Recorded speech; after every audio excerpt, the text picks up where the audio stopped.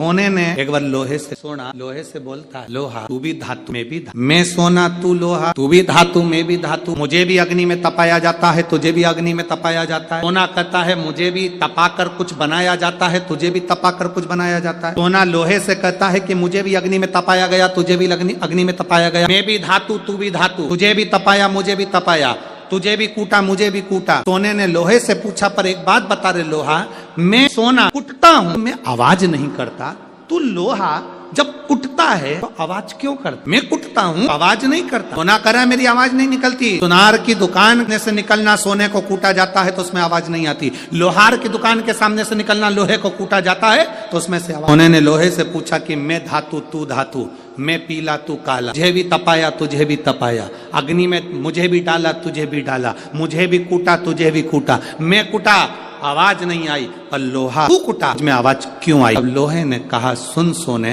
तुझे जो मार रहा है वो लोहे का हथौड़ा, तुझे जो मार रहा है वो लोहे का हथौड़ा। सोने लोहे का हथौड़ा मार रहा है ना इसलिए तू चिल्ला न। मैं लोहा और जब मुझे लोहे का हथौड़ा मारता है तो चीख रहा हूं, अपने को चोट देता है तब चीख तो निकलती ही। सोने का हथौड़ा अगर सोने को मारता तो चिल्लाता, लोहे का हथौड़ा लोहे को मारता है तो चीखता है, अपने को गाली देता है, अपनों को अपशब्द कहता है, अपने को ताना देता है, चीख निकलती है, बद्दुआ निकलती है, अपशब्द निकल रहा। सोने को लोहा मारेगा तो सोने को कोई फर्क नहीं पड़ता, दूसरा गाली देगा चल जाएगा, दूसरा अपशब्द कहेगा चल जाएगा, दूसरा ताने देगा चल जाएगा, पर कोई अपने को अपशब्द कहे, अपने को ताने दे, अपने को आड़ा टेढ़ा कहे, ये नहीं चल। भगवान देवादिदेव महादेव के साथ में हुआ क्या था, उनके ही ससुर ने उनको गाली दे दी थी, तुझे शमशान का निवास करना पड़े, मेरा श्राप है शिव तू शमशान में रहेगा। शंकर भगवान तो भी अलमस्त थे, उन्होंने कहा कोई बात नहीं, अच्छी जगह पे प्लाट मिला है, कोई कब्जा ही नहीं, क्या टेंशन। जैसे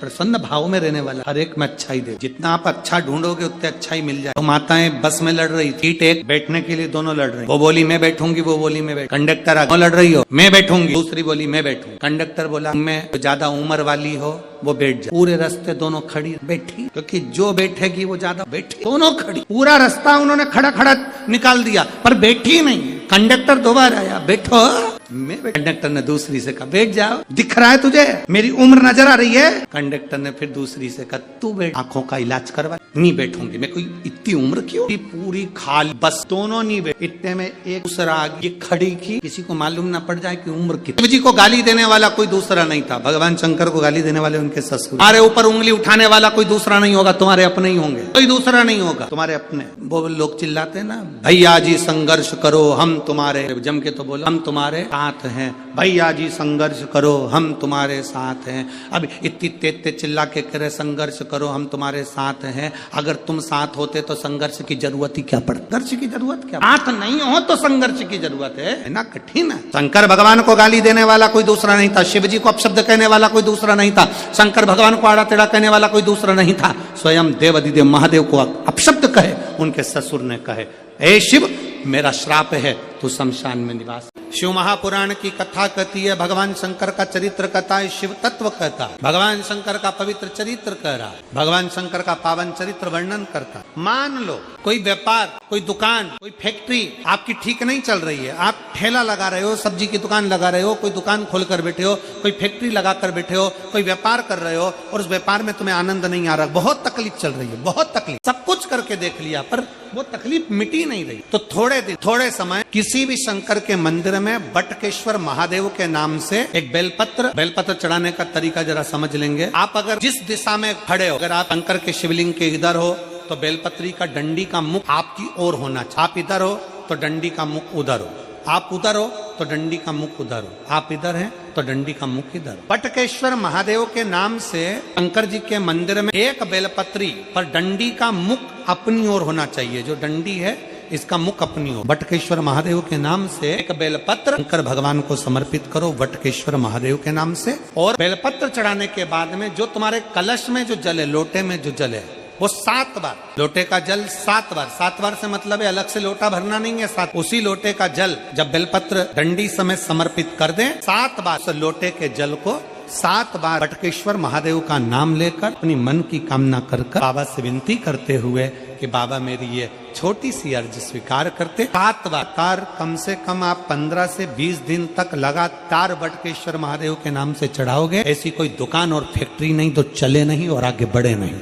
और काम बटकेश्वर महादेव, भगवान शंकर का ये नाम, भगवान शिव का ये स्तुति, भगवान शंकर का ये नाम बटकेश्वर महादेव। स्वयं भगवान शंकर ब्रह्मा जी का जब सिर कटकर बड़का पेड़ बन जाता है और उस पेड़ के नीचे, वृक्ष के नीचे शंकर भगवान विराजमान हो जाते हैं, शिव जी उसके नीचे विराजमान हो जाते हैं, उसी का नाम बटकेश्वर महादेव। बोल बटकेश्वर। अश्वमेध यज्ञ का अश्व एक क्षण के लिए बैकुंठ जाता है। अशोक सुंदरी पर चढ़ाया गया जल जी पे चढ़ाते चढ़ाते जल को अशोक सुंदरी पर चढ़ा देते हैं तो वो जल पितरों के पास, जैसे अपने कोई कामना करते हैं, अपना कोई काम नहीं हो रहा, कोई प्रॉपर्टी अटक गई, कोई कार्य अटक गया, कोई पैसा अटक गया, कोई लक्ष्मी अटक गई, अपन 5 जगह पर जल चढ़ाना चालू कर दे। कितनी जगह पर जल चढ़ाना? 5 जगह। अपना कोई पैसा अटक जाता है, कोई कार्य अटक जाता है, कोई फाइल अटक जाती है, कोई काम नहीं होता तो 5 जगह पर जल चढ़ाना प्रारंभ कर देते। पहला ये शिवलिंग जलाधारी, बीच में अशोक सुंदरी का, 5 जगह पर हम जल चढ़ाना प्रारंभ कर देते जब कोई काम अटकता। पहला गणेश जी के स्थान, दूसरा षडानंद कार्तिकेय का स्थान, तीसरे नंबर पर अशोक सुंदरी का स्थान, चौथे नंबर पर जलाधार के चारों तरफ और 5वां शिवलिंग का। जब हम यहाँ से जल चढ़ाना चालू करते हैं, फिर जल को यहाँ चढ़ाते हैं, मध्य चढ़ाते हैं, जलाधारी पर चढ़ाते हैं, उसके बाद शिवलिंग पर हम जल चढ़ाते हैं और धीरे धीरे जल चढ़ाकर अपनी जब कामना करते हैं, कितना भी कहीं पर भी पैसा अगर अटका होता है, 3-4 महीना अगर लगातार रोज जल चढ़ा है तो बाबा रास्ता खोज ही आता ही। चाहे कोई कंपनी में अटक गया, कोई कहीं अटक गया, या कोई फाइल अटक गई, या कोई कार्य अटक गया तो बाबा सुनता, निकालता। बस आपका विश्वास दृढ़ हो, आपका भरोसा। एक कंकर बाहर पड़ा हुआ है, तुम चल के जा रहे हो, डूबेगा, तुम उस पे से भी निकल कर जा सकते, उस कंकर पे से तुम निकल कर जा सकते हो, तुम चल सकते हो, दिक्कत नहीं। पर एक कंकर तुम्हारे जूते के अंदर भर गया तो तुम बहुत लंबा चल नहीं सकते। जब तक उस कंकर को तुम जूते के अंदर से निकाल नहीं दोगे तब तक तुम लंबा चल नहीं पाओगे।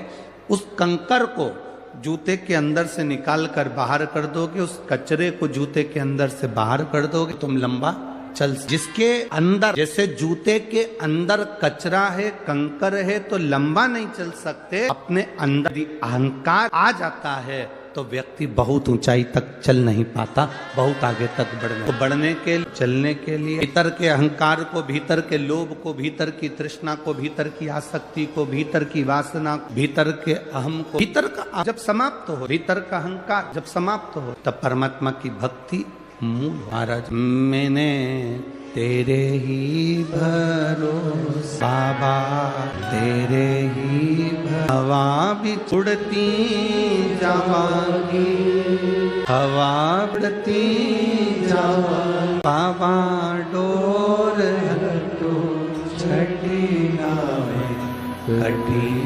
जावागी, भोले में तेरी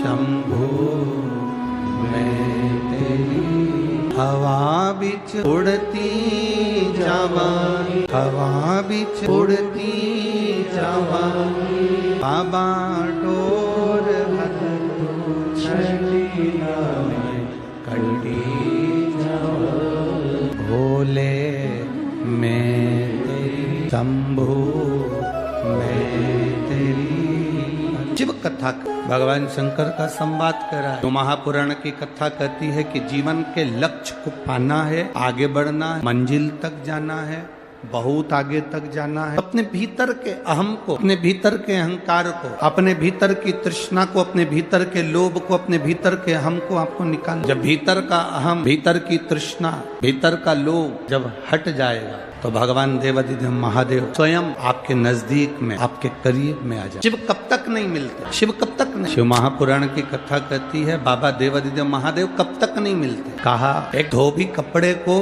कब तक रगड़ता है? जब तक उसमें कोई दाग दिखता रहे। जब तक उसमें कोई दाग नजर आएगा, जब तक उसमें कोई दाग दिखेगा, तब तक धोबी कपड़े को घिसता रहे, धोता रहे। जब दाग कपड़े में नहीं रहता, जब कपड़े में से दाग हट जाता है, दाग निकल जाता है, तब धोबी कपड़े कपड़े को घिसना बंद कर। शिव महापुराण की कथा कहती है, शिव कथा कहती है कि भगवान देवाधिदेव महादेव भगवान शंकर कब तक नहीं मिलते, तो कहा जब तक हमारे अंदर क्रोध अहंकार का छोटा सा भी दाग हमारे भीतर यदि है, तो भगवान जब तक उसको पूरा धो नहीं देता तब तक मेरा भोलेनाथ मिलता नहीं, तब तक मेरा शिव नहीं मिलता।